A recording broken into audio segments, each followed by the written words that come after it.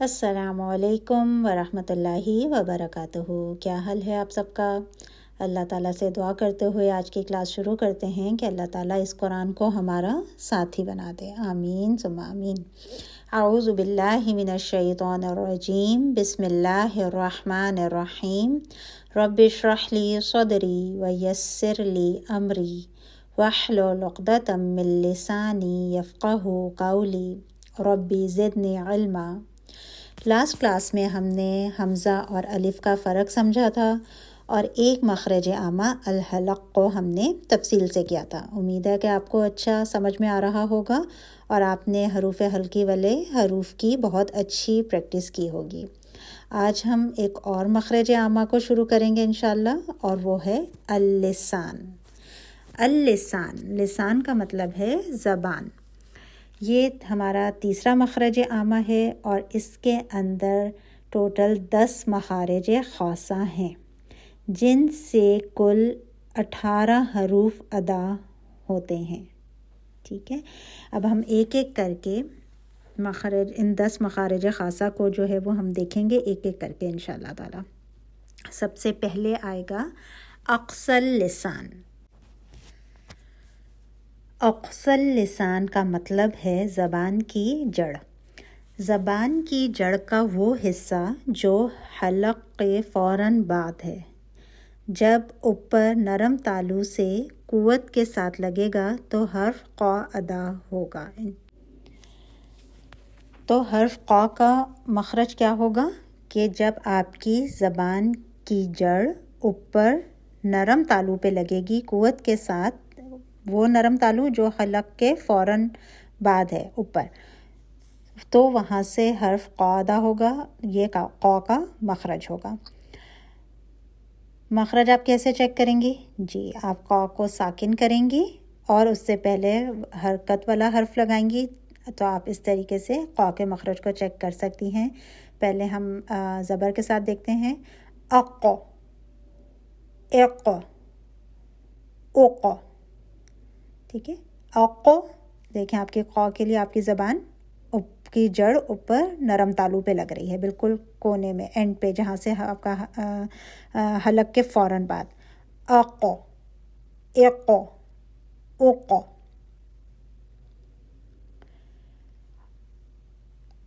اب ہم کچھ حروف کی پریکٹس کر لیتے ہیں جن میں ق آ رہا ہے۔ بریق، بریق، سقیط، سقیط، افقی، افقی۔ آپ کو آواز سن کر پتہ چل رہا ہے کہ اس حرف کی آواز بھی موٹی ہے، ہم ق کو موٹا پڑھ رہے ہیں، اس لیے آپ کی زبان کی شکل جو ہے وہ چمچہ نما بن جائے گی، جو ایسے ہم نے غ اور خ جو موٹے حروف تھے ان میں بھی ہم نے اسی طریقے سے کیا تھا۔ تو اب ہم نے کیا پتہ چلا کہ حرف ق کا مخرج عامہ ہے اللسان اور مخرج خاصہ ہے اقصی اللسان۔ اب ہم لسان کا دوسرا مخرج خاصہ دیکھتے ہیں۔ اقصی اللسان ہے اور اس سے ایک حرف ادا ہوگا ک۔ زبان کی جڑ کا وہ حصہ جو ق، جو ابھی ہم نے موٹا ق کیا نقطے والا، کہ مخرج سے تھوڑا آگے ہے۔ ٹھیک ہے، ق کے لیے ہماری زبان لگی تھی، زبان کی جڑ لگی تھی نرم تالو پہ، اور اب اس کا کے لیے ہماری زبان کی جڑ جو ہے وہ لگے گی اوپر نرم تالو پہ۔ ٹھیک ہے، تو کا کیا مخرج ہوگا کہ زبان کی جڑ کا وہ حصہ جو ق کے مخرج سے تھوڑا آگے ہے، جب اوپر اٹھے، ٹھیک ہے، آپ کی زبان کی جڑ اوپر اٹھے اور نرم تالو کے فوراً بعد والے سخت تالو کو لگے، تو حرف کا ادا ہوگا۔ ٹھیک ہے، ق، موٹے ق، نقطے والے ق کے لیے آپ کی زبان کی جڑ جو تھی وہ لگی تھی نرم تالو پہ۔ اب کا کے لیے آپ کی زبان کی جڑ لگ رہی ہے سخت تالو پہ، جو نرم تالو کے فوراً بعد ہے۔ ٹھیک ہے، وہاں سے ایک حرف ادا ہو رہا ہے اور وہ ہے کا۔ جی، پڑھ کے مخرج چیک کرتے ہیں۔ اک، اک، ایک، اوک. حروف کی پریکٹس کرتے ہیں, کچھ حرف دیکھ لیتے ہیں ہم. کوتیبہ, کوتیبہ. ٹھیک ہے, آپ نے چیک کرنا ہے کہ آپ کی کا کے لیے زبان سخت تالو پہ لگ رہی ہے, جو نرم تالو کے فوراً بعد ہے. حبو کی, حبو کی. کلیمتو, کلیمتو. اب ہم نے یہاں پہ دیکھا کہ حرف کا مخرج کیا ہے, مخرج عامہ کیا ہے, اللسان, اور مخرج خاصہ کیا ہے, اقصی اللسان. اب ہمارے 2 مخرج خاصہ ہو گئے. اب ہم تیسرا مخرج خاصہ دیکھتے ہیں, وسط اللسان. وسط اللسان کا مطلب ہے زبان کا درمیانی حصہ, اور اس سے ہمارے 3 حروف ادا ہوں گے. حرف جیم, شین اور یا. اس یا کو غیر مدیہ یا کہتے ہیں. یہ وہ والی یا نہیں ہے جو ہم نے الجوف میں پڑھی تھی, وہ یا مدہ تھی. ٹھیک ہے, یہاں یا مدہ سے یا ساکن سے پہلے وہاں پر زیر آ رہی تھی. یہ اس الجوف کے علاوہ دوسری یا ہے, اس لیے اس کو غیر مدیہ یا کہیں گے. ٹھیک ہے, تو وسط اللسان کا مطلب ہے زبان کا درمیانی حصہ. جب زبان کا یہ حصہ, درمیانی حصہ, اوپر کے تالو کی طرف اٹھے گا. اوپر کا تالو کون سا؟ تالو کا بیچ کا گلائی والا حصہ جو منہ بند کرنے کے بعد بھی اندر سے کھلا رہتا ہے, تو یہ 3 حروف ادا ہوتے ہیں. ٹھیک ہے, جیم, شین اور یا. اب یہ بتائیے کہ ان تینوں حروف کا مخرج خاصہ جو ہے وہ ایک ہی ہے, لیکن پھر بھی ان کی آواز کیوں فرق ہے؟ جی, کیوں؟ صفات کے مختلف ہونے کی وجہ سے ان کی آواز اور انداز مختلف ہیں. زبان کہاں اور کیسے لگ رہی ہے, اس سے تینوں حروف جو ہیں وہ اپنی الگ پہچان کروا رہے ہیں. تو اب ہم ایک ایک کر کے دیکھتے ہیں. پہلے ہم دیکھتے ہیں جیم کو. حرف جیم کا مخرج عامہ ہے اللسان, اور مخرج خاصہ ہے وسط اللسان. اور اس جیم کا مخرج ہے کہ جب آپ کی وسط اللسان یعنی کہ زبان کا درمیانی حصہ اوپر تالو پر قوت سے لگے تو حرف جیم ادا ہوتا ہے. ٹھیک ہے, آپ کی زبان کا درمیانی حصہ آپ کے اوپر کا تالو پہ جا کے لگ جائے گی زبان قوت کے ساتھ, تو حرف جیم ادا ہوگا. اج, اج, اج. کچھ ورڈز دیکھتے ہیں.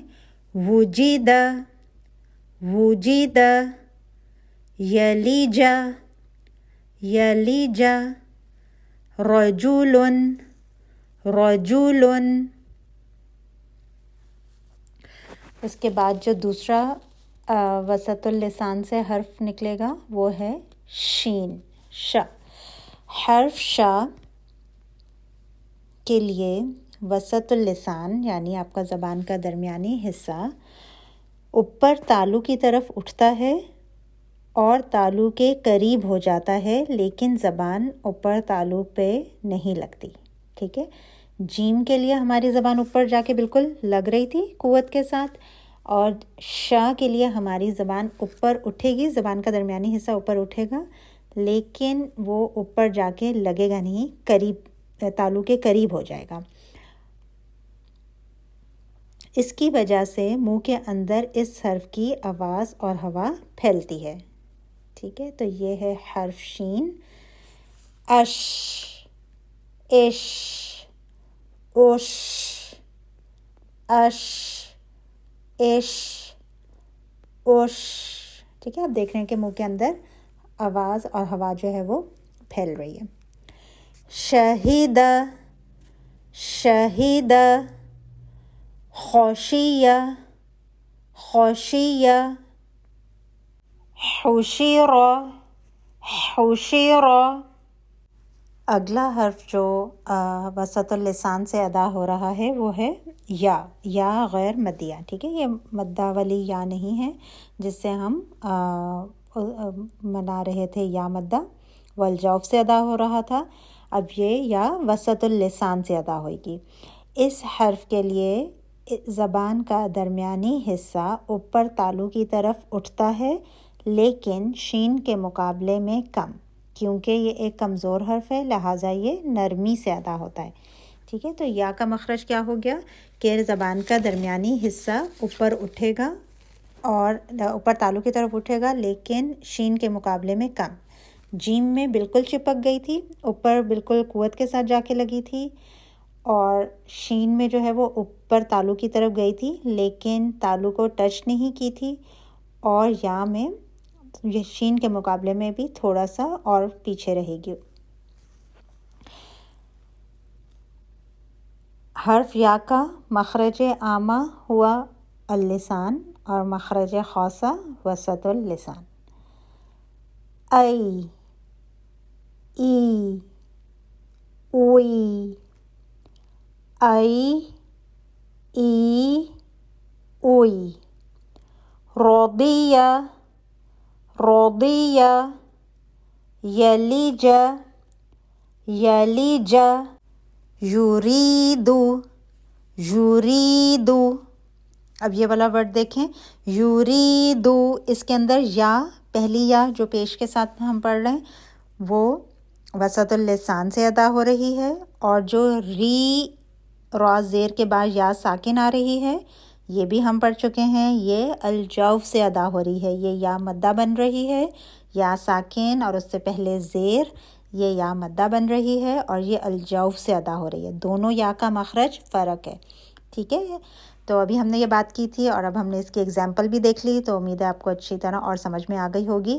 یریدو، ان حروف جیم، شین اور یا تینوں حروف کی ادائیگی کے وقت زبان کی جڑ اور زبان کا آگے والا حصہ دونوں نیچے رہیں گے، اور ساتھ ہی ساتھ دونوں جبڑوں کے درمیان فاصلہ رہے گا. ان تینوں حروف کی ادائیگی کے وقت آپ کو یہ خیال رکھنا ہے کہ زبان کے کناروں پر ہرگز زور نہ ڈالا جائے. ٹھیک ہے، آپ کے زبان کے جو سائڈز ہیں، کنارے ہیں، ان کے اوپر زور نہیں آئے گا. آج ہم نے یہ 5 حروف کیے ہیں، ان کے مخرج کو اچھی طرح سمجھ کے پڑھیے گا. پہلے ہم نے پڑھا قا، پھر ہم نے پڑھا کا، ٹھیک ہے، اس کے بعد ہم نے وسط اللسان سے 3 حروف پڑھے، جیم، شین اور یا غیر مدیہ. آپ جب ان کو پڑھیں گی تو آپ اچھی طرح محسوس کریے گا کہ جو آپ مخرج پڑھ رہی ہیں زبان آپ کی اسی طرح لگ رہی ہے، ورنہ اس طرح لگائیں کہ جہاں پہ جو اس کا مخرج ہے مخرج پہ صحیح طریقے سے لگائیے، اور اونچی آواز میں پریکٹس کریے گا، اسٹریٹ بیٹھ کے پریکٹس کریے گا، اور اللہ تعالیٰ آپ کی محنت کو قبول کرے انشاءاللہ تعالیٰ، اور اللہ تعالیٰ ہمیں اپنا ذکر اور شکر کرنے والا بنائے. اس دعا کے ساتھ آج ہم اپنی کلاس ختم کرتے ہیں. اللہم اعنی علی ذکرک و شکرک و حسن عبادتک. آمین ثم آمین. سبحانک اللہم و بحمدک نشہد ان لا الہ الا انت نستغفرک و اتوب الیک. السلام علیکم ورحمۃ اللہ وبرکاتہ.